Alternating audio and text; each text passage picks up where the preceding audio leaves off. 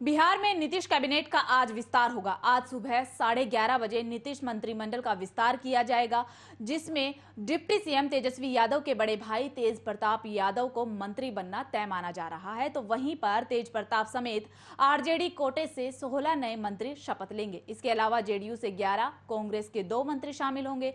वहीं जितिन राम मांझी की पार्टी हम से एक विधायक को मंत्री बनाने का भी फैसला हुआ है।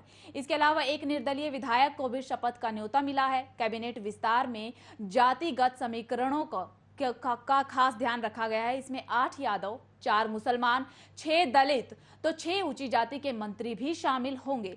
सुबह 11:30 बजे राजभवन में राज्यपाल फागू चौहान नए मंत्रियों को शपथ दिलाएंगे। जानकारी के मुताबिक नीतीश कुमार के मंत्रिमंडल में 31 नए मंत्री शामिल हो सकते हैं। नीतीश कुमार मुख्यमंत्री के रूप में, तेजस्वी यादव डिप्टी सीएम के रूप में 10 अगस्त को ही शपथ ले चुके हैं। बिहार में नई सरकार के गठन के 5 दिन बाद आखिरकार आरजेडी, जेडीयू, कांग्रेस और जितिन राम मांझी की पार्टी हम में सहमति बन गई है। आज कैबिनेट का विस्तार होगा। नीतीश कुमार की कैबिनेट में 31 नए मंत्री शामिल हो सकते हैं। इसी खबर पे ज्यादा जानकारी के लिए हमारे सहयोगी निशांत चतुर्वेदी न्यूज रूम से लाइव जुड़ गए हैं। जी निशांत, आज बिहार के लिए खास दिन माना जा रहा है। मंत्रिमंडल का विस्तार होना है। 16 नए मंत्री आरजेडी के होंगे तो 11 जेडीयू के होंगे, लेकिन ये आंकड़ा कुछ समझ नहीं आया। 16 आरजेडी के, 11 जेडीयू के, क्यों?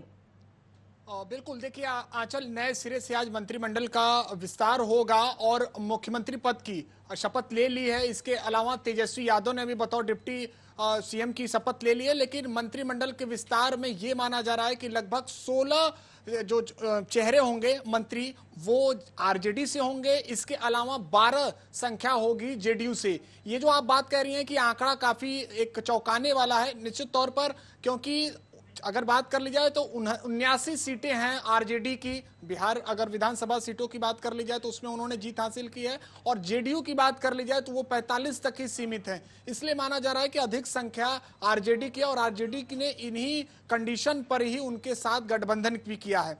और सबसे बड़ी बात यह है कि तेजस्वी यादव के बाद परिवार से अन्य चेहरे के रूप में तेज प्रताप यादव होंगे, और इसके अलावा कुछ अन्य चेहरे भी हो सकते हैं। हम की बात कर लें जीतन राम मांझी की, तो वहां से 1 होंगे। कांग्रेस पार्टी से भी 2 मंत्री होंगे। कुल 31 संख्या बताई जा रही है। और गृह मंत्रालय की बात कर लें, जो सबसे प्रमुख है, वो तेजस्वी यादव के पास होगा। जल विभाग, शिक्षा विभाग, कानून मंत्रालय वो नीतीश कुमार के पार्टी के पास होगा। तो ले देकर आज काफी अहम है, और देखना होगा कि और कौन कौन से पदभार किस मंत्रिमंडल को मिलता है, किस मंत्री को मिलता है। जी निशांत, अच्छा एक बात बताइए, जिस तरीके से पहले बीजेपी और आरजेडी में गठबंधन था, अब आरजेडी बीजेपी का गठबंधन टूटकर आरजेडी जेडीयू साथ में आए हैं, क्या चूक रही बीजेपी की जो गठबंधन टूट गया? देखिए, किसी ने अंदाजा नहीं लगाया था कि कुछ दिन पहले, यानी 5 दिन पहले, इतनी बड़ी सियासी उठापटक बिहार में हो जाएगी। निश्चित थी, 5 सालों तक बीजेपी जेडीयू का गठबंधन चलता रहा।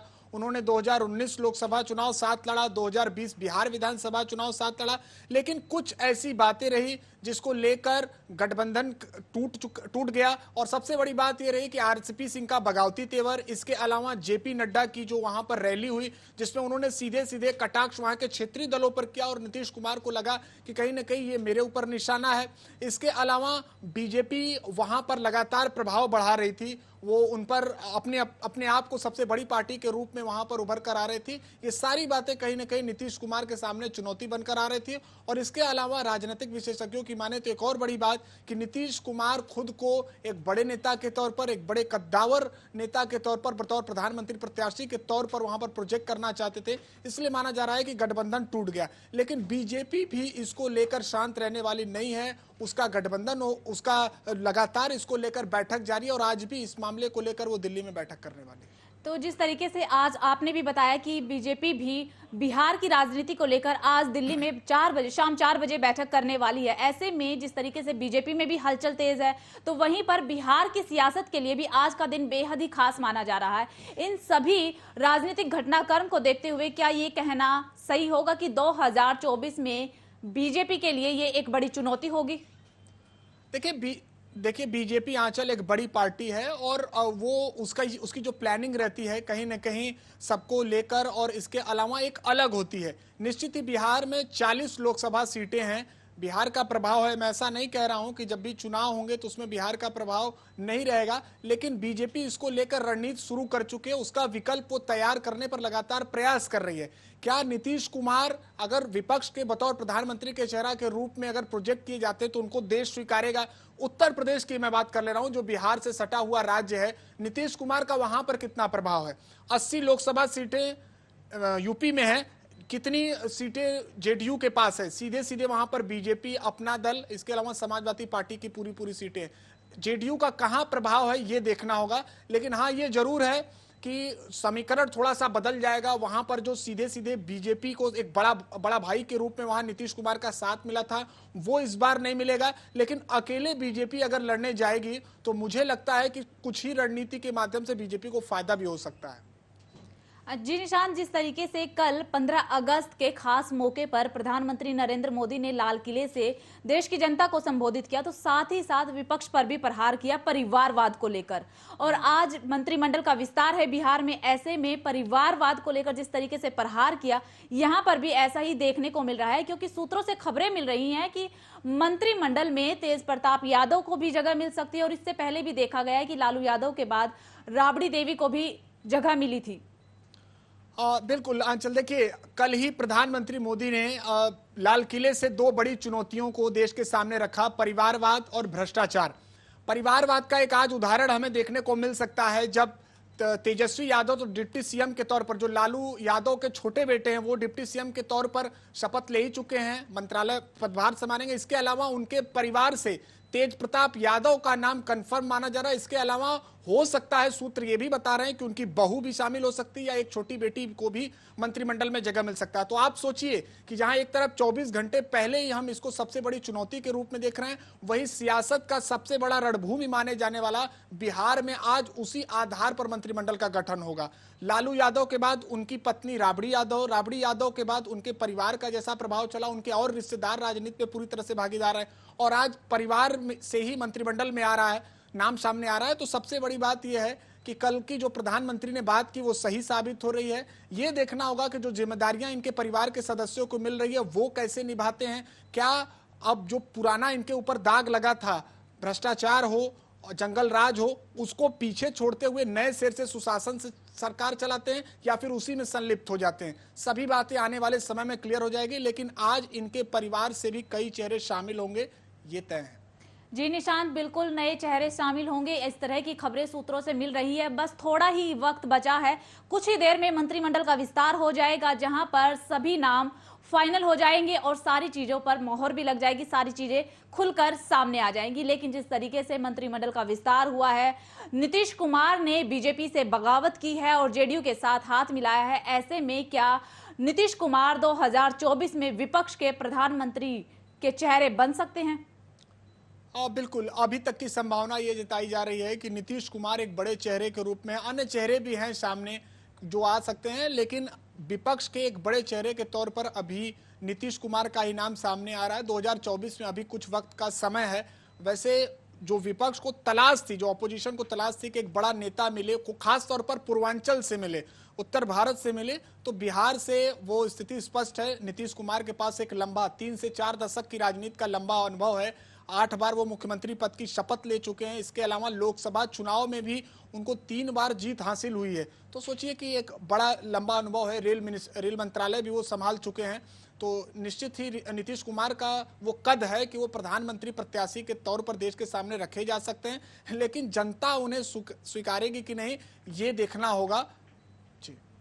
जी निशान, बिल्कुल। तो साथ ही हम ये भी जानना चाहेंगे, जो आज बिहार बीजेपी की कोर कमेटी की दिल्ली में बैठक होनी है, जेपी नड्डा, राष्ट्रीय अध्यक्ष जेपी नड्डा की मौजूदगी में ये बैठक होगी, उस बैठक से क्या कुछ निकलकर सामने आ रहा है? उस बैठक में किन मुद्दों पर चर्चा हो सकती है?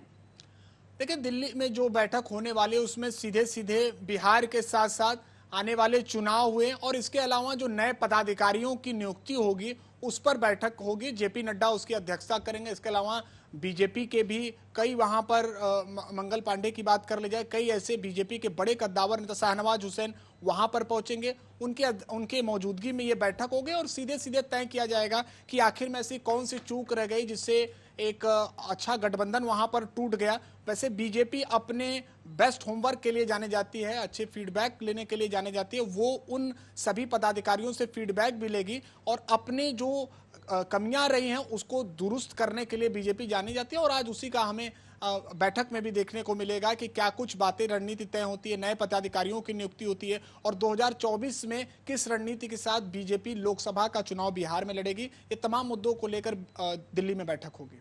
तो वहीं पर साथ में जिस तरीके से बिहार की बात की जाए, अगर हम अब भी बिहार की बात करें तो बिहार में किस कोटे से कौन से मंत्री को शामिल हो सकते हैं? क्या नए मंत्री शामिल होंगे या फिर मंत्रिमंडल में कुछ पुराने चेहरों को भी जगह दी जाएगी?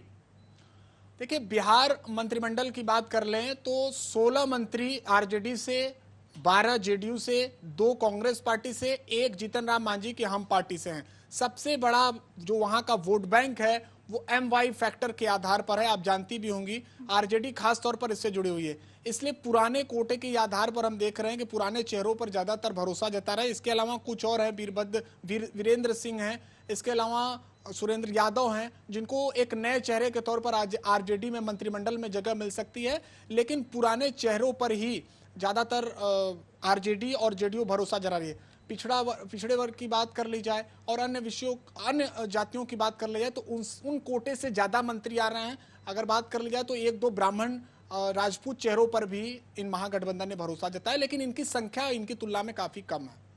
जी निशांत, बिल्कुल बिहार मंत्रिमंडल का विस्तार बहुत ही सोच समझकर किया गया है। आज मंत्रिमंडल के चेहरों यानी कि जो भी नाम शामिल होंगे उन सबका तो खुलासा हो ही जाएगा, लेकिन क्या एक बात कि शपथ ग्रहण भी आज ही होगा या फिर शपथ ग्रहण के लिए कोई नई तारीख तय की जाएगी?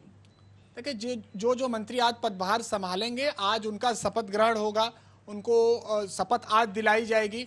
और सबसे अलग ये विषय है कि उनको पदभार यानी जिस मंत्रालय की जिम्मेदारी दी जाएगी वो आज स्थिति स्पष्ट हो जाएगी। 31 मंत्री अपने आप में एक बड़ी संख्या है, चाहे सड़क निर्माण विभाग हो, कानून व्यवस्था हो, गृह मंत्रालय हो, शिक्षा विभाग हो, स्वास्थ्य मंत्रालय हो, जल विभाग हो, इन सभी मंत्रालयों की स्थिति स्पष्ट हो जाएगी। लेकिन कुछ बड़े पदभार जो हैं नीतीश कुमार के खेमे में जाएंगे। इसके अलावा गृह मंत्रालय का विभाग जो होगा सीधे सीधे आरजेडी यानी कि तेजस्वी यादव के जिम्मेदारी पर रहेगा। तेज प्रताप यादव को कौन सा गृह विभाग, कौन सा मंत्रालय मिल सकता है? इस तरह की कोई खबरें सामने आ रही है? देखिए, तेज प्रताप यादव लालू यादव के बड़े बेटे हैं और उनका जो व्यवहार रहता है वो काफी सुर्खियों में रहता है। इससे पहले उन्होंने पिछले विधानसभा में बात कर लेंगे 2015 के, तो उन्होंने स्वास्थ्य मंत्रालय संभाला था, जहां पर कि महागठबंधन जेडीयू के साथ ही आरजेडी की पार्टी थी। लेकिन इस बार भी तय माना जा रहा है कि उनको मंत्रिमंडल मिलेगा, लेकिन कौन सा मंत्रिमंडल मिलेगा ये अभी स्थिति स्पष्ट नहीं हो पाई है। लेकिन ये है कि उनको मंत्रिमंडल इस बार जरूर मिलेगा। वैसे उनके व्यवहार की चर्चा काफी सुर्खियों में रहती है। वे अलग अलग वेशभूषा में भी तय आते हैं, कभी काफी आक्रोशित रहते हैं, कभी एक सहज स्वभाव से अपने समर्थकों के साथ मिलते हैं, कभी उनकी नोकझोंक की भी बातें आती है। आपने उस दिन भी देखा होगा कि जिस दिन मंत्रिमंडल का शपथ चल रहा था उस दिन अपनी मां के साथ बैठे हुए थे, लेकिन मीडिया कर्मियों से उनकी नोकझोंक की बातें सामने आई, जिसकी वजह से वो फिर से चर्चा में बन गए। तो ये चीजों के लिए भी तेज प्रताप यादव जाने जाते हैं, लेकिन आज उनको कौन सा मंत्रिमंडल मिलेगा ये देखना होगा। जी निशान, बिल्कुल बहुत बढ़िया। आज का जो मंत्रिमंडल, बिहार की राजनीति में जो मंत्रिमंडल का विस्तार होना है, सभी की नजरें इसी पर टिकी हुई है। थोड़ा सा ही वक्त बचा हुआ है और थोड़े से समय के बाद मंत्रिमंडल का विस्तार हो जाएगा, नए चेहरों के नाम सामने आ जाएंगे। बहुत बहुत शुक्रिया निशांत तमाम अपडेट के लिए।